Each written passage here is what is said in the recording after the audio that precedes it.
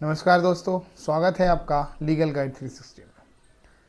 दोस्तों, आज हम बात करेंगे एक्टिव इथ्यूनेशिया एंड पैसिव इथ्यूनेशिया के बारे में, यानी सक्रिय इच्छा मृत्यु और निष्क्रिय इच्छा मृत्यु, जिसके ऊपर बहुत बात चल रही। बहुत सारे लोग कंफ्यूज भी हैं। क्या हर कोई व्यक्ति आर्टिकल 21 के अकॉर्डिंग लाइफ टू डेथ का मांग सकता है क्या सुप्रीम कोर्ट से?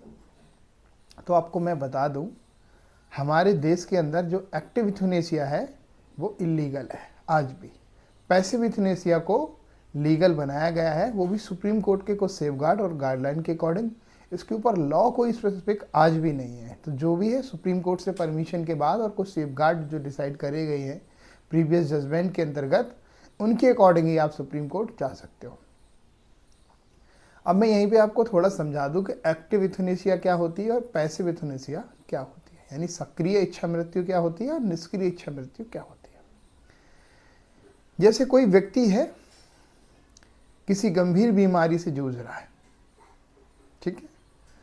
अब अगर वो एक्टिव इथ्यूनेशिया की बात करें तो वो अगर ये कहता है कि उसे जहर का इंजेक्शन दे दिया जाए क्योंकि वो ये जो पेन है सह नहीं पा रहा है, उसे इच्छा मृत्यु दे दी जाए, एक्टिव इच्छा मृत्यु दे दी जाए, या फिर दवाई का बहुत सारा ओवरडोज दे दिया जाए जिससे उसकी मृत्यु हो जाए, वो इससे मोक्ष को प्राप्त कर सके। या उसे कोई ऐसी हो गई है कि उसके पैर कट गए हैं, उसे लग रहा है कि कोई जीवन में कुछ बचा ही नहीं है, तो वो चाहता कि कोई इंजेक्शन दे के उसे इस तरह की डेथ दे दी जाए या कुछ कर दी जाए, उसको बाहर से कोई चीज़ मतलब लगाई जाए, कोई एक्टिविटीज़ करके उसको मारा जाए। ये एक्टिव इथ्यूनेशिया होता है।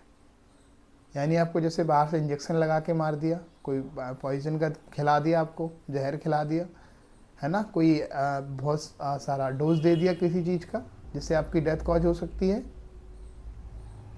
तो ये चीज़ हमारे भारत देश के अंदर इलीगल है, ठीक है। इसे सुप्रीम कोर्ट भी अलाउ नहीं करता है। अब मैं वही बता देता हूँ पैसिव इथ्यूनेशिया क्या होता है। पैसिव इथ्यूनेशिया यानी निष्क्रिय इच्छा मृत्यु।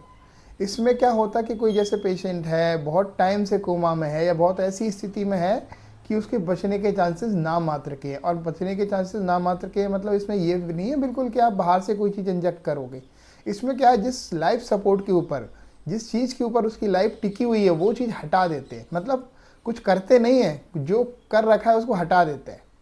लाइक जैसे वेंटिलेशन पे बहुत टाइम से है वो कोमा में, और जैसे कि उसको कोई नलियाँ पड़ी हुई हैं, फूड उसका नली के द्वारा ही जा रहा है, अगर वो हटा देते तो वो भूख से ही मर जाएगा। तो ऐसा है कि बहुत टाइम से तो उसके जो लाइफ सपोर्ट है, जिनकी वजह से वो जिनकी वजह से उसे जीवन मिल रहा है, जिसकी वजह से वो टिका पड़ा है, अगर वो हटता है तो वो मर जाएगा, ऐसी चीज़ अगर हटा देते हैं तो ये पैसिव इथ्यूनेशिया का केस होता है। इसे हमारा सुप्रीम कोर्ट अलाउ करता है कुछ सर्कमस्टांसेस को देखते हुए कि क्या चांसेस नहीं है, कुछ मेडिकल बोर्ड्स वगैरह की डायरेक्शंस होती हैं। सारी चीज़ों को देखने के बाद इस तरह की चीज़ों को हमारा सुप्रीम कोर्ट अलाउ करता है, यानी पैसिव इथ्यूनेशिया को अलाउ करता है। पहली बार जो इसका कॉन्सेप्ट निकल के आया वो अरुणा सांगवान केस में निकल के आया था, पैसिव इथ्यूनेशिया का।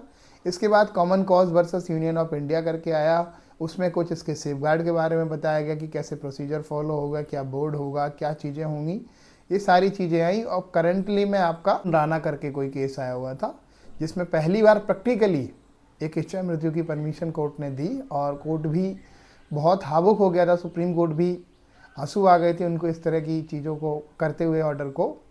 तो ये बहुत ही पेनफुल था। पर 13 साल से कोई एक लड़का वेंटिलेशन पे था, यंग था, जो गिरने की वजह से जिसको काफ़ी इंजरीज आई थी, और उनकी फैमिली ने गुहार लगाई थी कि बहुत टाइम हो चुका है, चांसेस कुछ है नहीं, तो ऐसी सिचुएशन में उसको मोक्ष की प्राप्त दे दी जाए, वो ज़्यादा बेटर है।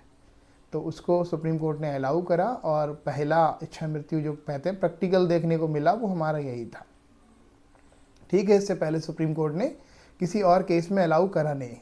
अरुणा आश्रम में वो गए थे पर अलाउ नहीं किया था, क्योंकि उनके चांसेस थे बचने के, वो कॉन्शियस थे और उनके चांसेस थे बचने के। तो दोस्तों, आज के इस वाले टॉपिक में यही था।